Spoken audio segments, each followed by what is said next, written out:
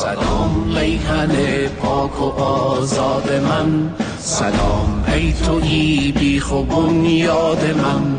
شدی اینک آزاده و با شکوه، جهان بشنود شور و فریاد من.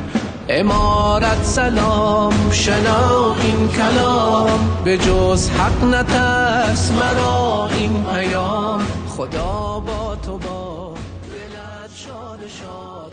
ما از گذشته درس بگیریم، لذا ما از گذشته عبرت بگیریم. دیگه به دشمنان دور و نزدیک نباید بحث بتیم که ما را از هم دیگر جدا بکنه، ما را در بین خود بندازه.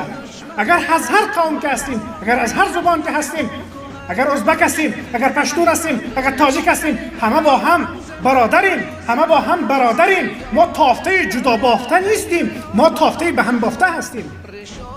لذا حالا بعد از 3 دور جهاد، برای بار سوم که صاحب آزادی و استقلال شدیم، عزممان را جزم بکنیم به این که این بار نمیگذاریم که ملت افغانستان متفرق شود. این بار به هیچ گروهی، به هیچ حرکتی، به هیچ نهضتی، به هیچ کشور اجازه نمیدیم که در افغانستان تجاوز بکنه بار دیگر.